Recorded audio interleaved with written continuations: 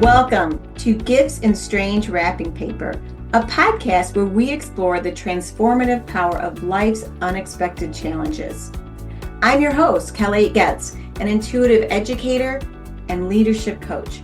My journey into holistic practices began after our stillbirth of our second son in 2007, a profoundly devastating experience that I now lovingly refer to as a gift in strange wrapping paper. This pivotal moment revealed my life's purpose to teach and empower others to heal with grace, love, and gratitude, and to live their best lives now. Join me as we delve into the stories of resilience, healing, and personal growth, uncovering the hidden gifts within life's most challenging times.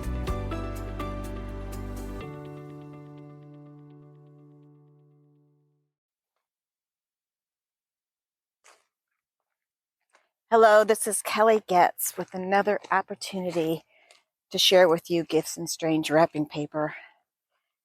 For the last few months, I've mentioned in some of my past videos, I have been noticing all sorts of patterns that I run, programs that I run, patterns of beliefs and behaviors, one of which was overworking, which really boiled down to panic from job losses.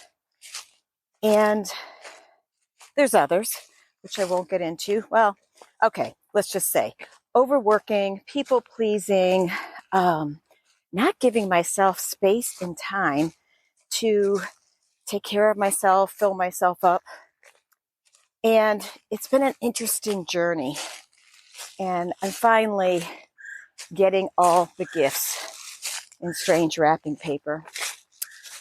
I want you to think about patterns that you have in your life and where you play small, where you don't speak up, where you don't show up, where you avoid, where you disappear, you shut down, you go away, and even patterns of making jokes about things. Oftentimes people make jokes or they turn to some sort of substance like alcohol. And I'm not talking about your occasional glass of wine. I'm talking about regular alcohol to calm yourself down at the end of the day, or food. Food's usually my big one, that when I'm stressed or not taking care of myself and I want to stuff all that I'm feeling down, I tend to grab for the salties, grab for the sugary things, grab for the quick thing. And when I'm grabbing for the quick thing, it's usually because I've been overworking, not creating any space and time to be with myself. You might do it different. Some of you might stop eating altogether when you're under stress or when you're in a pattern of some sort of belief or behavior. So I've been in and out of my patterns for the last, I'd say since January 21st, for the last few months. And I keep pulling myself out. And then I get triggered again. And I go right into the pattern of overworking, people pleasing, overgiving, and not taking care of myself. So when one pattern triggers and it's in your habit field, if you're not present or in present time consciousness, one of the things that I learned about a long time ago, if you're not careful, you can ruin a relationship. You can harm your body with toxins, whether it comes from food or it comes from some sort of alcohol or substance. Or you might become sleep deprived, and that's going to impact your adrenal system and your immune system. And really be conscious with yourself, really be aware. What is your go-to when you're under stress? When you're having a hard time speaking up? When you're not clear or aware of where you want to go in your life? when something has happened that has derailed you unexpectedly, whether it's a health challenge in your family, or maybe one of your kids is having a problem, or a parental loss. There's no right or wrong. We all do it. We all have some sort of belief or pattern that we tend to go to. And it's usually under stress. Now, of course, you also have patterns and you have ways that you have leveraged. You have leveraged some of those challenges and you've created really beautiful hero's journeys out of it, where you became really clear, really focused, and you said, you know what? Not today. I'm not giving up today. And I want you to also think about those times where you say, not today. I'm not falling down today. I'm not giving up today. This might be tough when I'm going through. It might be a challenge of what I'm going through, but I'm going to pick myself up, dust myself off, and start all over again. Wish I could remember where those words came from. I know it's a song. So those opportunities that you have, those hero's journeys, those places where you're like, wow, this is really, really tough. Maybe it was a diagnosis. Maybe it was a parental loss. Maybe you lost a friend and you don't know why. And in each one of those times, think back. What was your method of success to get over the hump? I think first and foremost, and what I talked about in my very first episode, the first and foremost thing that I've done is I've recognized the pain I'm in, and I've made a conscious choice to say, no more. I'm not going to live in this space. I'm going to stop the pain. It may not stop today, but I am going to break the pattern of pain, and I'm going to find my way out of this. In Chinese medicine, we have a yin and a yang, and really what it is it's opposing, and it's dark versus light, so it's opposing energies. We have the darkness, we have the light, we have hot, we have cold, we have the sunshine, we have the moonlight, we have male, we have female. Any kind of opposing or opposite characteristic is really truly a yin or a yang.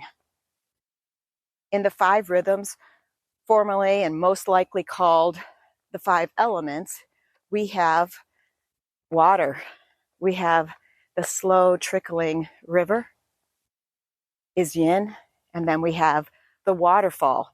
The deep flowing strong waterfall is more yang. Water in and of its essence is more of a yin rhythm or element, whichever one you want to call it. That energy, which we just came out of from winter, moves into the wood energy. And we have yin and yang there as well. Wood might be, the yang energy might be a sturdy, tall, massive tree. And the yin energy might be a delicate, budding plant, flower. There might be a better example there, but that's all I can think of right now. And that wood energy of springtime, if you look outside right now, when this airs, it'll still be springtime. There's all these plants coming alive, and they're bursting through the ground. And plants and trees that look dormant, they're preparing to burst. They're preparing to grow. I don't know about you, but this morning I had a chorus of robins singing sometime after 5 a.m. And they were so loud and actually gorgeous sounding, I couldn't help but wake up early. And if you're wondering where I am, I'm walking amongst nature. So springtime is all that burst forward energy. And then we move into summertime, the fire season, where a smoldering fire, a smoldering campfire, where it's not really strong and massive, but it's still there, is a very yin energy. And a big, huge forest fire is yang energy. It's powerful and unstoppable. And there's been so many people this past year that have been experiencing natural fire disasters. That yang energy that's completely unstoppable, that gave nobody any time to really prepare, taking only the few possessions that they had to get out quick, because that force of nature was so strong and massive and powerful.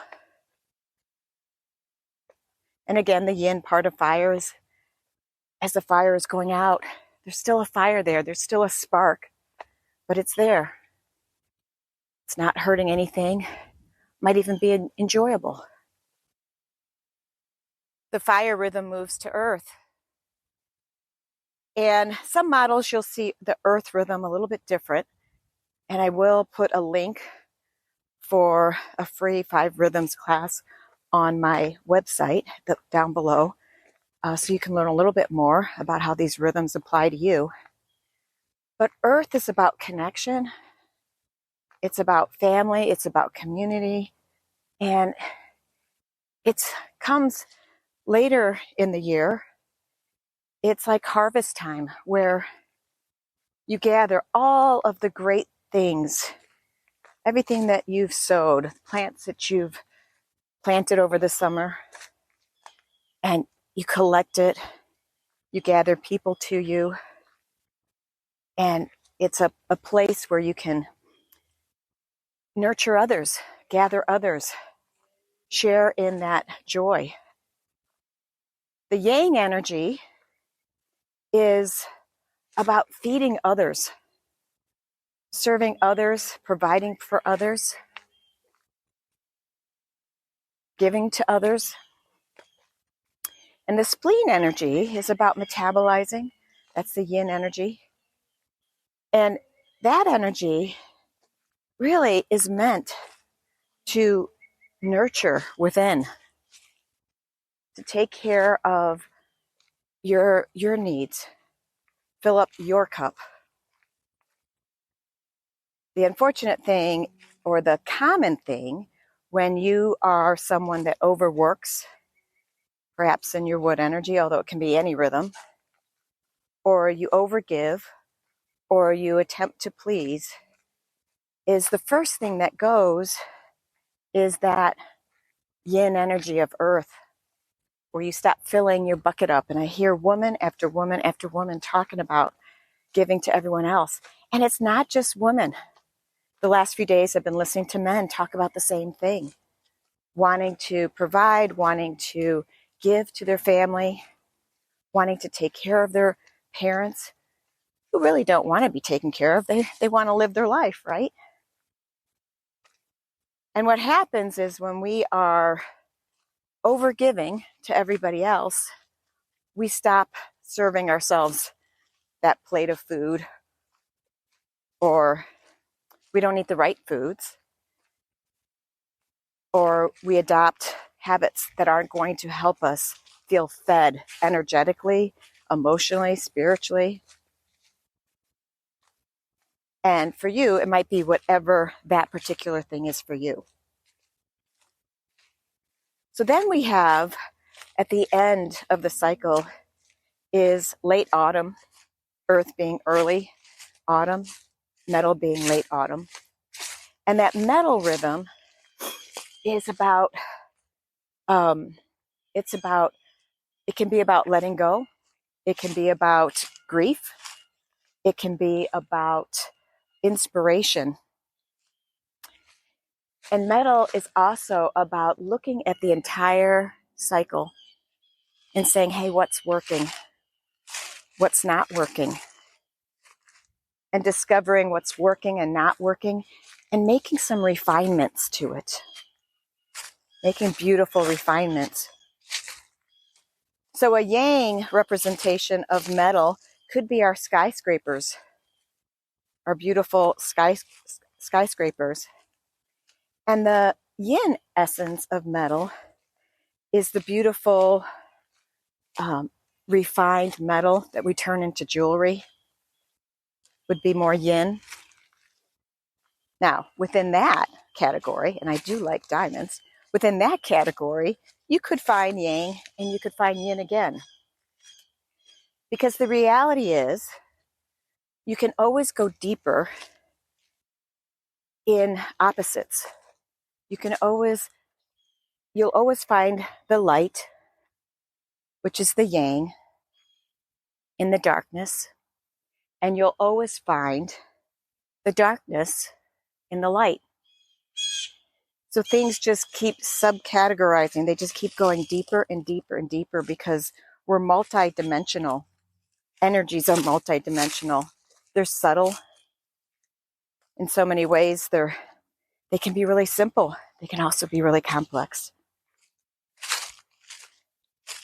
So when you look at ways that you have been on a hero's journey where you say, no more, not today. Not today will I continue in this path. And you've gotten really super, super clear of what you wanted to create, how you wanted to heal. For some people, it's like they'll go to doctor after doctor, then practitioner after practitioner, until they find the answer that works for them. And oftentimes, there's a whole lot of no's in their healing journey, and perhaps even resistance. And all the way through, they're getting stronger because they're focused on what they need, what they desire. So think about yourself. What is perhaps a healing challenge or a financial challenge or any kind of challenge where you're like, you know what? I'm not taking a no. I'm determined to find my answer, and you just keep going until suddenly somebody sees you, somebody connects with you, and they say, hey, I don't have the answer either, but I'm going to walk the journey with you. And together, you find more resources, more opportunities. The other thing you may have done is you'll find an expert on your journey. And that expert, I want you to think about, when have you crossed the path of an expert that had the exact right thing that you needed to work through your problem? It could even be somebody in the grocery store. It could be overhearing a conversation. It could be watching a TV program and somebody mirrors back on that TV program some little piece of wisdom that you go, keep going, I'm not done. Or, maybe I should check that out. Sink into that. I want you to sink into your hero's journey in places that you've been incredibly successful. And maybe it took longer than a week or a month. Maybe it took a year or years. Anything's possible. Some journeys, some heroes' journeys are quick. You can pull out quick. Oops, I just came across water. Other journeys you have to say, wait, I'm going down the wrong path, just like me about to walk through a big stream. I'm going down the wrong path. That's going to get me stuck or trip me up. And you pause and you look at it and you go, ugh. Now, when you get to that place of uncertainty, or you recognize that, I took the wrong fork in the road, and you decide I'm in the wrong direction, whether it's something intuitively that happens to you, spiritually, mentally, whatever it is. It could even be on some level, you got subconsciously scared. On some level, part of you said, this is too hard. I can't do this. Think about the times that you've told yourself, whether consciously or unconsciously, you said, this is just too hard. I can't get there. And everything in your being says, I want to stop. I don't want to go any further. Maybe in that moment, you simply say, I'm going to relax. I'm going to wait. I'm going to pause. I'm going to meditate. I'm going to get some extra sleep. I'm too exhausted to go on. And you go into that water rhythm where you can be still. You can just be because you don't have the answers. And then something happens after you're sitting in the stillness for a while, thinking you don't have any more oomph or any more fight in you or any more determination. And after being for a while, some idea comes into your head and you go, okay, I'm ready to take another step. And in that next step, you're in that wood energy. You're like, how do I solve the problem? Where do I go to solve the problem? And you get a fresh burst of energy again in your life. Only this time, maybe you get a little farther. Just a little bit farther than you did the last time. And you're like, okay, I got a little bit of momentum. And you arrive at your fire rhythm. And you're like, hey, I better stop and celebrate. Because just a little while ago, I was going to sit and give up. Think about the times that you were going to sit and give up, whether it's in a relationship, a job, dealing with grief, dealing with a health challenge, whatever it is. I've worked with enough clients and students to know everybody has that place within them where somehow it feels too hard. They get discouraged, and a part of them wants to quit or give up. And really, is it really quitting and giving up? Or is it just creating some new energy, taking a rest, allowing yourself to rest and recoup so you can pick up from where you're leaving off and go at it again? Well, just as important as rejuvenating and getting a fresh burst of energy in water and wood is what commonly happens in summer is we celebrate. We spend time playing. We spend time getting outside. We spend time with other people. In fact, most people I know, they get to that summer fire rhythm, and I usually have so much I want to do in the summer. Concerts I want to attend, people I want to see.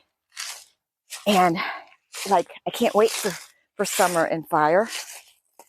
And I can't wait to explore fun opportunities. And I'm in the Midwest, so summer can come quick and end just as quick. For those of you that are someplace warm, you are so blessed. The South, Florida, the Carolinas, all those beautiful warm states. California, Texas. I mean, to have sensational weather all year long. How glorious is that? And I know it's not perfect, but you certainly get to hang out in that fire season a little bit longer than we get to hang out in it in the Midwest. So if you're enjoying the rhythms of the season, And if you're listening to your own body and the different ways that it wants to pull you, you'll find there is a little bit of lightness and a little bit of celebration. And sometimes you'll find that, wow, I really want to go to the party, or I really want to socialize, and I just don't have enough energy. That's okay. You can still listen to music on your back deck, sit and listen to the birds or look at the flowers. There's still ways to enjoy that celebratory, fun time of the year of fire until it shifts again and you're back into earth. And maybe things aren't perfect and maybe you haven't made as much progress, but you keep going and you've met some new people and you gather again. Only this time, maybe you say, wow, I've been giving so much to other people. This time around, I'm going to make sure I nourish myself. And you discover that you started building this beautiful habit of self-care along the way. And maybe it's not perfect, and perhaps you need more. However, even if you need more, you start building that muscle. You may even find that there's a moment where, you know what, family? You know what, friends? I have not been speaking up, and what you want today is different than what I want. Ooh. And you discover something like a rose bush with thorns. It looks beautiful until you say no.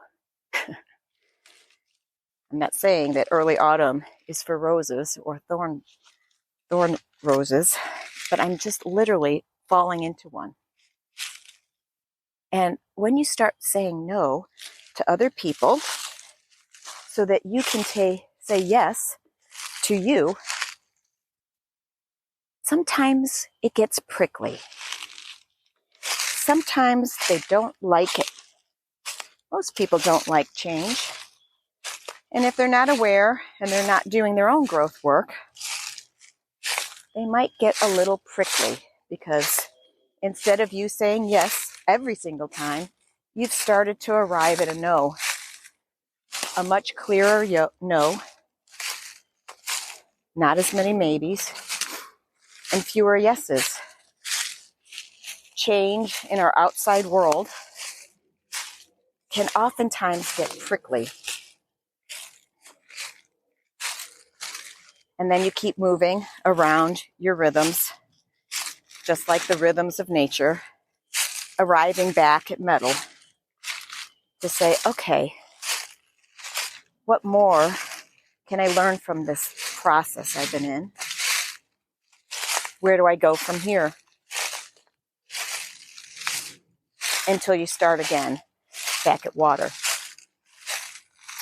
I love the 5 rhythms model because it gives us a very simple opportunity to first and foremost connect with nature. Whoopsie, more thorns. And secondly, to connect with ourselves. It doesn't have to be complex. It can be simple. One of the things that I've been discovering is that the more I understand who I am and what I need to grow, how I need to grow and evolve, or the more I commit to my personal growth work, my personal desires to contribute to other people, and the more I'm willing to get out of my own way to make those things happen, sometimes it gets really challenging. The number one thing that we can do is to pause, take the rest, discover new opportunities, little ways to celebrate, ways to bring community together so we're not alone, discern with the wisdom of metal, and just keep getting up.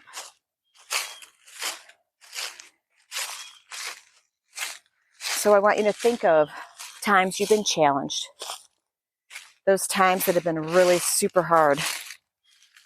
I know some of you have faced some different diseases and had to go through medical procedures. And wow, as I'm talking about this, I have lost track of where I am, or at least I think I've lost track.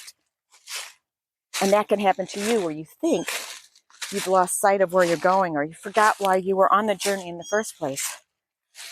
And you're literally weeding through weeds until you realize those weeds are just, it's an overgrowth, something you don't need anymore.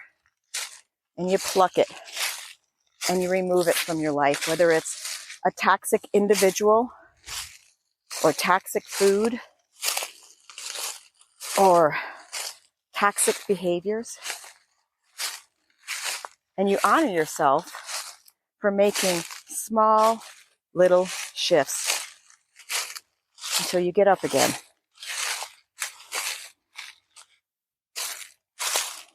I'm discovering for myself, and maybe you can relate, with all of the controversy right now that keeps wanting to drag me down, where I let it drag me down, I should really say, and you let it drag you down. All that controversy, thorn bush again. That's not the rose I saw over there. All those ways that the thorns come out because people don't agree with you and they don't like what you have to say, or they don't believe in you. I've learned to surround myself by the right people. The people that believe in my health, the people that support my journey, the people that cheer me on, to say, don't stop yet. You've come too far. Keep on going. Get away from that negative thing. Get away from that negative food or low vibration food. Take a rest and get back up. It's in the getting back up that you keep making progress and you keep having the opportunity to grow and evolve, even when it's tough. So my suggestion today is to look at the places that you've been on a hero's journey where you succeeded. Some of you might have to go back to a younger age. Some of you may just be going back, 5-7 years. And I want you to really honor that hero's journey and look at what were the things that you did that got you through it. And notice, were there times that you got still like water? Were there other times that you took action? Or you changed your course, changed directions to get a different perspective? Were there times that you went, oh my gosh, my intuition was actually right. It led me to this practitioner or this healthcare provider or another person, place, or thing that gave you new, fresh hope. And then you shared that information with your friends and you're going to say, you're not going to believe what happened today. And guess what they get when you share those victories with them? They too go, that's pretty cool. Wow. And they learn something from you. And maybe they strap on their boots again and they say, all right, I've been going after my dream. I've gotten stuck, or my health, or whatever it is they're going after. And they get a little bit more fueled by your sharing ways that you kept going. And every time you get up, you get the chance to be like metal and really look at the whole process. What do you need to refine? So you keep going around the rhythms of nature. It happens in a day. It happens in a month. It happens in a year. Because you are nature. I'm grateful that it's springtime because not only do we get the rain and beautiful flowers, we also get the opportunity to see new growth. And if you're looking back at your journey and you're thinking, wow, I haven't grown, or I haven't had any place in my life where I was the hero, I'm going to challenge that because you have. Whether it's graduating from high school, college, getting married, staying married, having children, losing jobs, finding new jobs, finding new skills, building a new relationship. You've had a hero's journey. You just have to open your eyes to it. And if you're in a downside right now where things are tough, just pause for a minute. Ask yourself, what do I want? What's my outcome? What would I really like to happen? And put that out into your vision ahead of you. If you have to write it down, draw pictures around it, make an audio voice when you're feeling strong and confident. Get really, really clear. Meditate on it. Visualize it. Because I can guarantee you, the closer you get to that dream or that goal, you're going to encounter some thorn bushes, just like I did in the woods. And you're going to have to keep plowing through or finding a different path. And as long as you keep looking at where you want to go, the light, always go into the light for the highest good of all. As long as you keep looking at that, when things try to take you off course, and they will, you will be taken off course. The other thing that will happen is along the way, you're going to get stronger. You're going to learn to listen to the within. You're going to get stronger, and you're going to discover you have ways to create new bursts of energy. You're going to take moments to celebrate. Always make sure you celebrate. That's the one thing that people tend to skip. You'll find people that support you, that want to assist you, that will be in that journey with you. And you'll come back to that wise one within saying, what's next? What do I have to adjust? And as long as you just keep going through that process, every single time you adjust and you pivot and you make a little shift, you will get closer and closer to the light where your dream or your goal or your health or your relationship, whatever it is you desire, it'll be there, provided you don't stop and you don't give up. Here's to perseverance. Here's to the 5 rhythms that you can learn from. Get out in nature. It'll teach you. Have a great day.